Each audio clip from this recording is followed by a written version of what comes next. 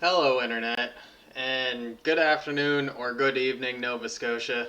I'm Kunda, and I don't always use that prefix, but this week it kind of feels appropriate because in the last week we just had a recent provincial election, and we've elected a new provincial progressive conservative government, a majority government. Not quite what I voted for, but personally, I'm happier with that than I would have been if the Blues and the Reds would have been reversed. I am happy that the Liberals got spanked, I'll be upfront about that. But that's only one of the two or three things that we're going to talk about today. Besides that, we're going to talk about the violent eviction that happened the day after election in Chibuktuk, Halifax, the capital city of Nova Scotia, for those of you who are from outside the province. And we may talk about another thing or two too, as well, depending on how pertinent it seems to me in the process of making this video. So let's get right to it. So our political landscape went from looking like this, with 27 Liberal seats, 17 Progressive Conservative seats, and 7 NDP seats, for a general total of 51 seats in Nova Scotia overall, most of the time. And we ended up with 31 Progressive Conservative seats, 17 Liberal seats, 6 NDP seats. They actually made a loss. I kind of thought they made some gains, but according to this, they lost a seat. And Independent MLA Elizabeth Smith Mccrawson was elected for the second time, the first time as an independent, which is really cool if you ask me. Speaking of parties that I hoped would do better and have done better than they had done in the previous election especially, the Greens ended up getting 2.15% of the overall popular vote, which compared to 2017, in 2017 they got 2.77% of the overall popular vote. Basically, if you check out the numbers in this column right here, you can see that basically everybody lost ground to the Conservatives. That's exactly what happened there. I didn't realize until just recording that previous clip, but Wikipedia actually has a nice little chart here which illustrates exactly that. Aside from the gains carrying the entire independent caucus in Nova Scotia right now, Elizabeth Smith Mccrawson, everybody else lost popular vote percentage points, except for the Progressive Conservatives, which picked up all the slack apparently. It was not a huge difference. It's all less than 3% variance there, but that seems to be what happened. We'll just do a quick little scroll of all of the ridings in Nova Scotia. The bar on the left being the 2017 results, and the bar on the right being the 2021 results. So you can see which ones started out Liberal and changed to Progressive Conservative. Look at that! That is a little bit of an anomaly. Northside Westmount in Cape Breton actually went from being Progressive Conservative to being Liberal. Interesting. Yeah, you can go back and check this, but if I'm reading this chart here right, the only riding in Nova Scotia that the Liberals actually picked up that they didn't have before was that Northside Westmount riding in Cape Breton. Every other Liberal win was just the Liberals retaining the seat that they already had. That is odd.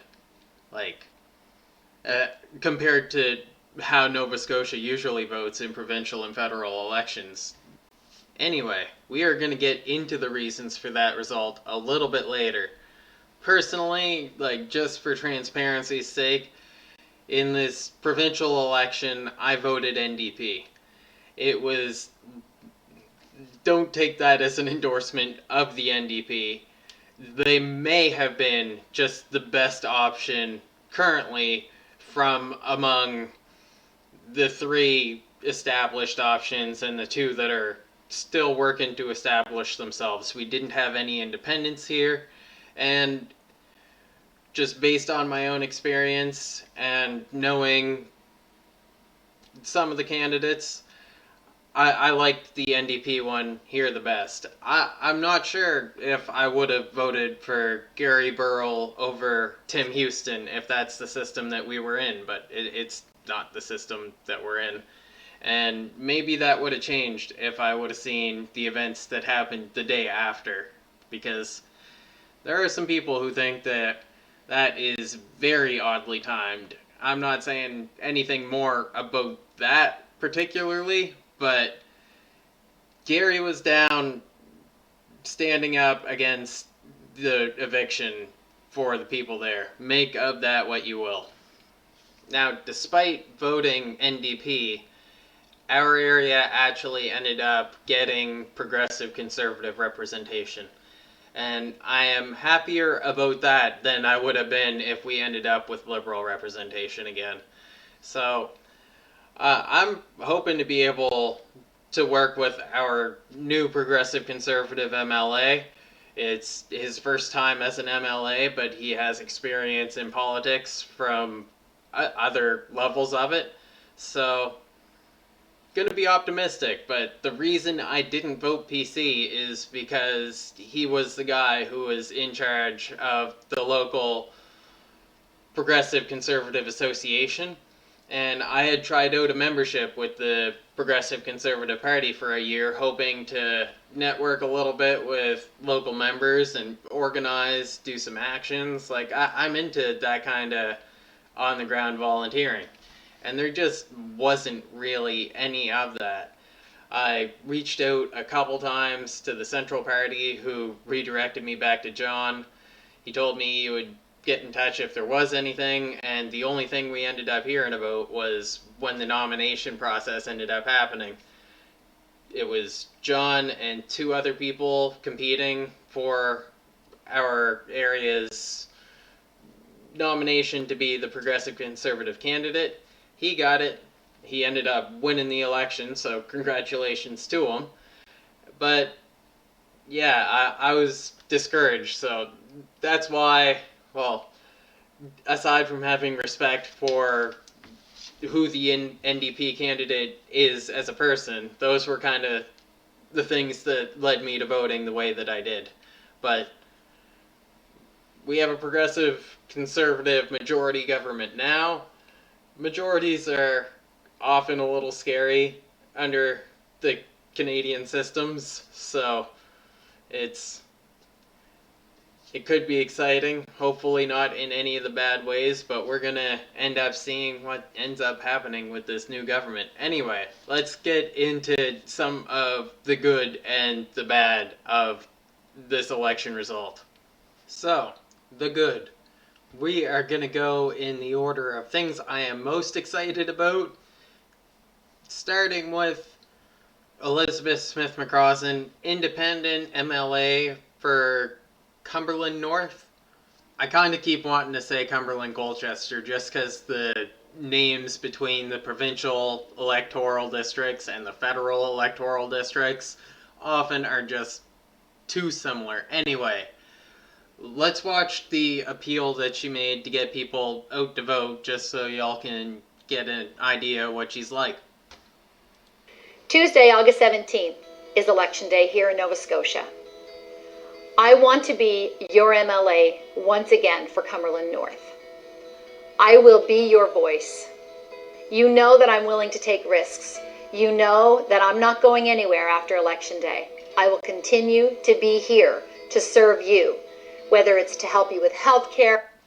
So I'm going to pause there for just a second. There's a couple things that are kind of referenced there that are pretty low-key if you wouldn't have noticed about them. Now, Elizabeth Smith Mccrawson gained fame and notoriety for supporting a protest that ended up being a full-on highway blockade for about a day before it ended up being dismantled. And because of that, incoming or new Premier Tim Houston ended up booting her from the Progressive Conservative Party, which is why she was elected as an independent, which was kind of reflected in some of those things she said there at the start. Or with a community project, or to guarantee our roads and our hospitals get built. Now I need you. I need you to come out and vote on Election Day, to go to the nearest poll and mark your X beside my name. Thank you for all your support to the incredible people of Cumberland North. And after Election Day, if I am re-elected as your MLA, I will continue to serve you with all of my heart, with all of my soul, and with all of my mind. Thank you.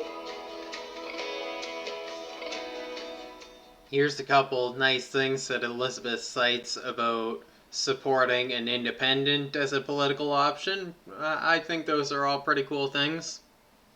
She cares about food security. She talks about caring about the environment and farmers and businesses.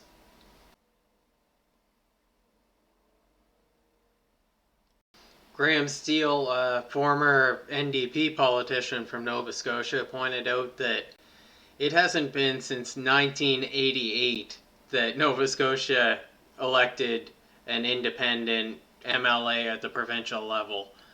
That's before I was born. Now, there is a comment or two that she has made that I do want to address if I can find them, so we're doing a little bit of digging.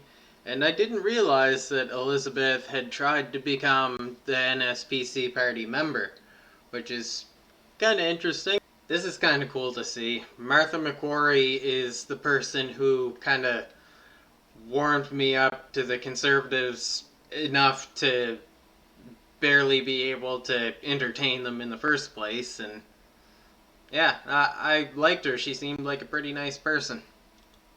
This one here shows she's been pretty consistent in valuing local food and food security.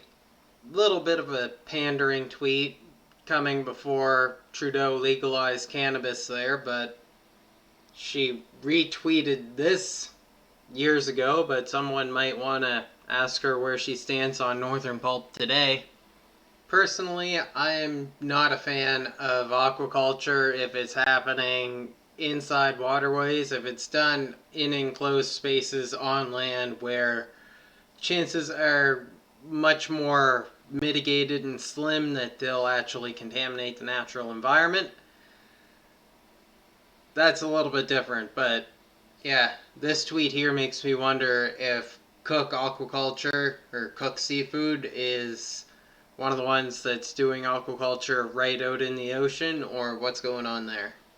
Deciding to dig into this a little more, this is what I found. About a month ago, Millbrook received approval from Nova Scotia Department of Fisheries and Aquaculture to start farming Atlantic salmon smolt. So they're breeding baby salmon on land, and then down here it mentions about the hatchery and main facility use a recirculation aquaculture system engineered to have capacity to grow 450,000 salmon smolt for Cook's 12 main aquaculture sites along Nova Scotia's southern and western shores. This type of hybrid salmon farming model, which involves a combination of land and marine-based systems, is recognized globally as a sustainable best marine farming practice to support fish health and to produce top quality fish for local grocery stores, etc. I don't really trust the whole growing fish in the ocean thing. I am even more suspicious if these are engineered fish and not natural fish. I don't know whether that's the case or not. But yeah, I am a little bit leery and skeptical about this, but good to have dug into it. A little bit, anyway. Not very much. 5-minute Google search digging into it. That said, I am still not finding the tweets that I am looking for. I hope you don't mind my fanboying a little bit. I hope I'm being fairly balanced here with the things that I'm critical of and the things that I actually appreciate her for. But yeah, I really want to find these specific tweets if they still exist. I do gotta say though, I am impressed by how much she uses Twitter. It really is where the politicians are. Someone should teach Elizabeth about harm reduction. Maybe I'll ask her about it if I get a chance to talk to her in the future. Here it is. This is the kind of tweet and attitude from her that I was looking to address.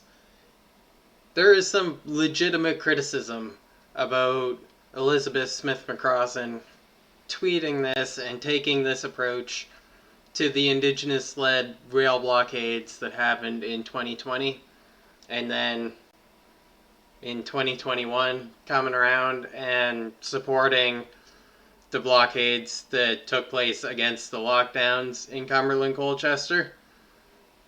A lot of people see that as like blatant and outright hypocrisy. I don't exactly look at it the same way. Maybe it is. Like it's just another one of those things that I would probably have to ask her about. But the way I look at it is maybe and hopefully it is more of an indicator of growth. Maybe after being in the situation that she was and taking the actions that she did, she more understands why the indigenous people that led the railway blockades took the actions that they did. And maybe she no longer feels this way. Go ahead and ask her yourself, though. So yeah, that is quite enough about Elizabeth Smith Mccrawson. I appreciate her. She took a lot of pictures during her most recent run for MLA while barefoot. So, as a barefoot guy, I appreciate the representation. I live my life as barefoot as I possibly can. So, there aren't very many politicians willing to take pictures that chill of a way. Most of them are really like suit and tie. Don't really feel that all that much, but to each their own. We are getting to the bad shit that happened. But the other good thing that happened in this most recent Nova Scotia provincial election is that the Liberals got absolutely defeated. And none of them seem to really be expecting it. I've heard rumors that Ian Rankin didn't even really have a speech prepared in the case that he actually didn't win. He seemed that confident. So let's go into a little bit of the reasons why so many of us were so opposed to voting for the Liberal Party. Myself, I have lots of reasons. I've never really been a fan of the Liberals, except for maybe in like elementary, junior high-ish school because my dad was a conservative supporter and it was kind of a screw you dad kind of thing. Never really been a big fan of the Liberals, and I've found like in the recent years, like in this Stephen McNeil provincial government and under Rankin, a lot of the things that I really care about, they seem to be stalled out. And for better or worse, a lot of these things are things that shouldn't have happened. And we're not getting any definitive idea of if these are things that are going to end up being pushed through in the future and they're just kind of in limbo, or if they're just sitting in limbo waiting to be taken completely off the table. Like, we've been kept in very uncertain waters under this Liberal government, and that overall like kind of sums up a big portion of why I didn't like the idea of us going Liberal again. And of course there are other specific things, but this isn't all about me. So let's go on to why I think Nova Scotians in general, and the Indigenous people here likely did not vote for him. Things like the Alton Gas Project, which was a whole bunch of greasy business, illegal greasy business on behalf of the Liberals that never should have happened. And then there was also this, like, hidden sale of Owl's Head that will hopefully not happen under the Conservatives. But they are talking a lot about land selling, so it's something for people to keep their eyes on. This here was one of the things that came out during the campaign that made the Liberals look the absolute worst, in my opinion. Not only did they not stand behind a woman that they had supported up to becoming a candidate as MLA, they chose to withdraw their support for her for absolutely asinine reasons. And on top of that, they tried to have her basically discredit herself as a means to some maybe make the party look better, but in my opinion it just made the party look like I I don't have polite words to say how bad the Liberal Party looked there. Like, they did Robin Ingram so wrong. And, like, I wouldn't think it would be excessive for them to even now come out with, like, a public apology to her. Like, that was rough. Then there was this story, the drinking and driving charges that came out that Ian Rankin had from 2003 and 2005.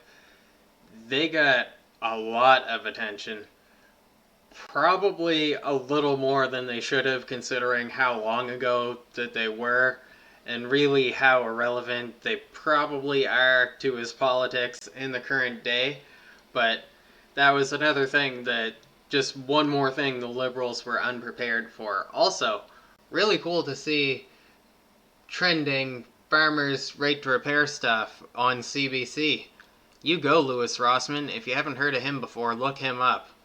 Didn't go into this segment thinking to expect to find liberals doing something good, but apparently Biden signed an executive order this month to try and spur and motivate freedom to right to repair stuff in the States. I butchered that. It's south of the border. Let's come back north. But yeah, right to repair, huge and important issue. Look it up if you've never heard of it. It's something we should have. Like, manufacturers should not be making it so that you can only fix their products through them. The Record, resharing a report by the Canadian Press, seems to say that one of the things that the Nova Scotia Liberals were thinking was going to help them coast into victory in this election was COVID fear and Scotians feeling that they had done a good job on the COVID issue. And according to this, it just was not on voters' minds and not a ballot box issue anymore. I would go a step farther to say that while it was not an issue in the way that Rankin and his party wanted it to be an issue, they started pushing this Scotia Pass, the Scotian version of the vaccine passport, during the campaign. And I noticed even a lot of pro-vaccine people, not all of them, there are some people who think that everybody who's opposed to the Scotia Pass is just overreacting, but there were a fair few people who had got the vaccine for their families, and who also thought that this particular manifestation of trying to get people vaccinated was just a step too far, kinda eerie, rubbed us all really the wrong way. Not all of us, but like you can see in the poll numbers, there were a lot of us, and pretty much everybody who is opposed to the Scotia Pass, myself exempted, like I said, voted NDP, but I was definitely in the minority of people strongly opposed to the Scotia Pass because most of those folks voted for the Progressive Conservative Party. And the Progressive Conservative Party really didn't even need to say anything. They didn't say anything. And they didn't have to say anything. They ended up making 2 percentage gains in the popular vote without saying anything. They just kind of, people assumed that If you're against the Scotia Pass, the Nova Scotia PC party was the best chance that you had as far as electing for a party. And as far as that goes, they're probably right. I was happy with the answer that the candidate that I had specifically in my own riding gave me for the NDP as far as what they had to think about the Scotia Pass. And they basically called it a kind of a divisive effort by a failing party, and that's really what it turned out to be. But yeah, a lot of people had good reason to think that the NDP would just support this Scotia Pass if it ended up being, say, an NDP minority with Liberals in opposition, or a Liberal majority, or some kind of form where the Conservatives just had much less influence. As you can see, this CBC News article says that the Scotia Pass would be voluntary, but doesn't it always start off voluntary for these sorts of things? But yeah, the Nova Scotia Liberals seem to have been coasting highly on their managing of the pandemic and the idea of this Scotia Pass and that Scotians would embrace it and support it. And I'll be honest, I don't think Scotians overall thought it was the best idea. Maybe that's a little bit speculative of me to say. I'm not sure. Let me know in the comments what you think. Okay, now let's talk about the bad in this election because I'm not super thrilled. I am happy about Elizabeth Smith Mccrawson. I'm happy the Liberals got spanked, but I was really hoping that the Green Party would actually manage somehow to elect their first MLA in this. The Greens are not in the best spot. They didn't go into this in the best spot. They had pretty much just announced a leadership race before this campaign started, and the leadership race hasn't concluded yet, and I'll be honest, I'm not super optimistic about it right now at this point. But that's kind of where the Green Party is right now. And I honestly was hoping to see a little more success. They've been in it a while, they're good people, and Greens in Nova Scotia do deserve representation. I don't know which of the ridings it's going to come from, but one of the ridings in Nova Scotia has got to go green sooner or later. Now, when I started writing my notes for this, my note was that the NDP had only made like very small gains. Unfortunately, that doesn't even seem to be the case. They ended up losing a seat. They slipped even further, which, like, I was not happy with Dexter. I've never been really super inspired by the NDP since. I would have liked to see them get a few more seats if it helped to prevent the PC majority, because we have yet to see if that's going to be good or bad, and it honestly could either be good or bad. But yeah, like, that was surprising to me. I categorize that as bad. The two-party system that we've been in for 150, 200 plus years now, it really, we could be in a lot better spot and we're not. And then, like I said, the last thing that I have categorized in the bad is that we now have a conservative majority government. And I think I made it clear throughout this video, I am happier with a conservative majority government right now in the current political circumstances and climate we find ourselves in than I would be under a majority Rankin government. But it remains to be seen, like I said, whether this is going to be good or bad. We don't know.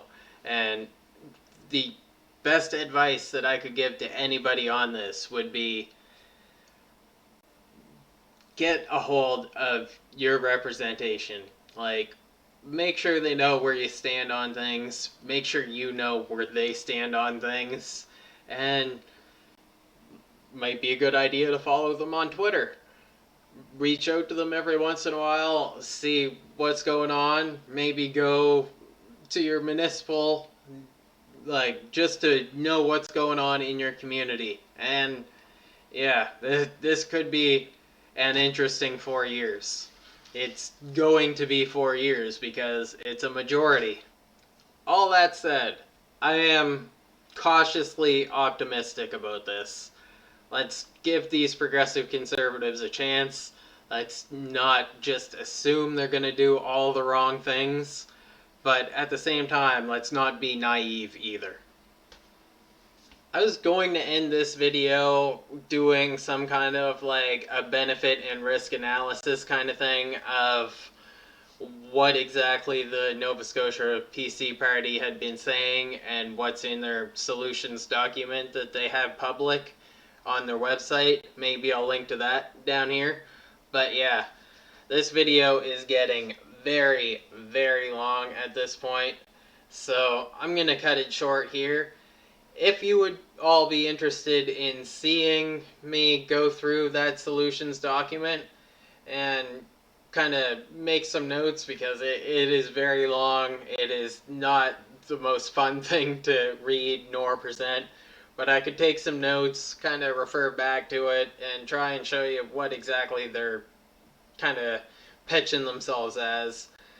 But I that sounds like a lot of effort to me, and I don't really want to do it unless people are interested. So comment below if that's something you would like to see, and if this video does really well, let's say something like 500 views, 500 likes.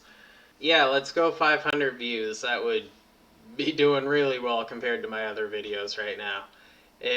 Share this video. If it gets 500 views, I will go through the conservative solutions document, assuming it still exists. Maybe I should print it out. I'm not really sure. Anyway, let me know if we hit that goal. I will do that video. I hope you all take care and enjoy your night, everybody.